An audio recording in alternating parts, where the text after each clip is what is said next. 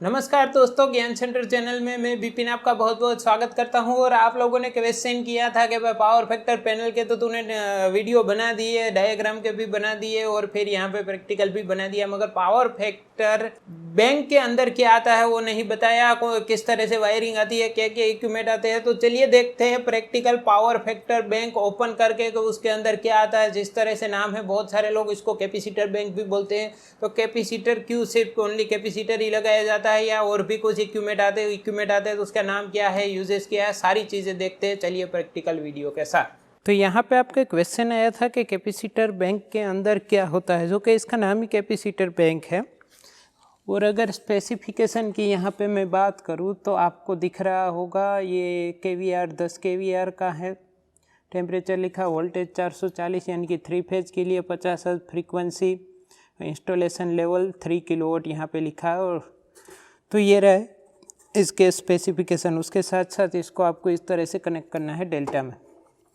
अब सबसे ऊपर जैसे ही आप पावर फैक्टर बैंक ओपन करेंगे तो यहाँ पे आपको दिखेगा ये रजिस्टर।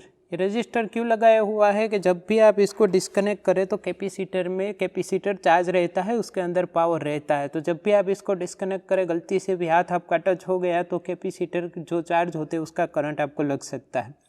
तो ऊपर यहाँ पे रजिस्टर दिया हुआ है ताकि इसका करंट डिस्कनेक्ट होने पे तुरंत ड्रेन हो जाए या कैपेसिटर चार्ज ना रहे। ठीक है, चलिए अंदर ओपन करके देखते हैं कि क्या क्या चीज़ होती है। देखिए जैसे मैं यहाँ पे ओपन कर रहा हूँ, यहाँ पे आपको कुछ फिल्टर दिख रहे हैं जो एक फेज में लगे हुए हैं। ठीक है, यहाँ से आप देखिए ये फिल्टर लगे हुए, इसको हम लोग बोलते हैं हार्मोनिक फ़िल्टर। हार्मोनिक फ़िल्टर का बहुत सारे यूजेस है, आप गूगल करके देख सकते हैं, इसमें आपको पता चल जाएगा कि क्यों है। जो कि वैसे आपको मोटा मोटा बता दूँ, ये फ्रीक्वेंसी डिस्टर्बेंस कम करने के लिए काम में आते हैं। इससे कैपेसिटर की लाइफ बढ़ाने के लिए यहाँ पे यूज़ किए जाते हैं हार्मोनिक फ़िल्टर। ठीक है, चलिए ये हार्मोनिक फ़िल्टर तीनों में एक एक दिए हुए हैं। अब बात करते हैं कनेक्शन में। तो कनेक्शन किस तरह से है, तो डेल्टा कनेक्शन है। आप देख सकते हैं एक वायर यहाँ से ये फर्स्ट वाले कैपेसिटर में गया, दूसरा वायर यहाँ से सेकंड वाले कैपेसिटर में गया।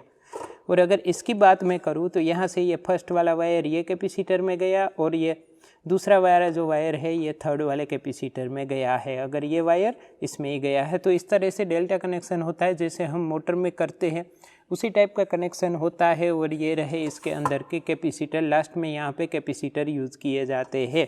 और कैपेसिटर की अगर मैं बात करूँ तो यहाँ पे कैपेसिटर को ये देखिए 3 बोल्ट यहाँ से लॉक कर दिए जाते हैं ताकि ये यहाँ से हिले नहीं। और बाकी कुछ है नहीं, बस ये टर्मिनल है जिसको आपको एसी सप्लाई में कनेक्ट करना होता है। और कुछ क्वेश्चन ऐसे भी आए थे कि ठीक है यहाँ पे लाइन तो दे दी, लोड कहाँ लगाना, लाइन कहाँ, इनपुट सप्लाई कौन सी, आउटपुट सप्लाई कौन सी। देखिए इसमें इनपुट सप्लाई आउटपुट सप्लाई कुछ नहीं होती, सिर्फ इनपुट ही होता है। ठीक है, जैसे ही आप ये 3 फेज में कनेक्ट कर देंगे तो ये पावर फैक्टर कनेक्ट करता रहेगा।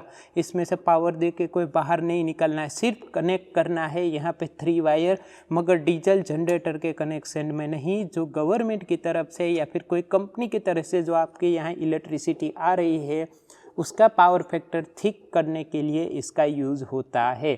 आई होप कि आपको सारे कंपोनेंट समझ में आ गया होगा। बाकी ये मैं बात करूँ तो ये बॉक्स है यानी कि डिब्बा है, कुछ है नहीं। ये 3 टर्मिनल है, ये रजिस्टर है, हार्मोनिक फ़िल्टर है और साइज़ के हिसाब से कैपेसिटर यहाँ पे यूज़ किया जाता है। अलग अलग पावर फैक्टर बैंक में अलग अलग आपको दिखने को मिलेगा। तो बस यही होता है पावर फैक्टर बैंक के अंदर। आई होप के वीडियो देखने के बाद आपका क्लियर हो गया होगा, सारे क्वेश्चन आपके क्लियर हो गए होंगे कि पावर फैक्टर बैंक के अंदर क्या आता है, कैपेसिटर बैंक के अंदर क्या आता है, क्या क्या इसका यूजेस है। अगर आपके सारे सवाल क्लियर हो गए और आपको समझ में आ गया तो वीडियो को लाइक कर दीजिए, वीडियो को शेयर कर दीजिए और हाँ, चैनल को सब्सक्राइब करना ना भूले, क्योंकि इलेक्ट्रिक और टेक्नोलॉजी के बहुत सारे वीडियो आने वाले हैं। उसके साथ साथ आपका कोई भी क्वेश्चन है तो कॉमेंट सेक्शन में जाकर मुझे जरूर पूछिए, मैं उसके ऊपर वीडियो बनाने की या आपके क्वेश्चन के जवाब देने की कोशिश करूंगा। अगर आप यूट्यूब पे देख रहे हैं तो चैनल को सब्सक्राइब कर दीजिए, फेसबुक पे देख रहे हैं तो पेज को लाइक कर दीजिए। जय हिंद, वंदे मातरम।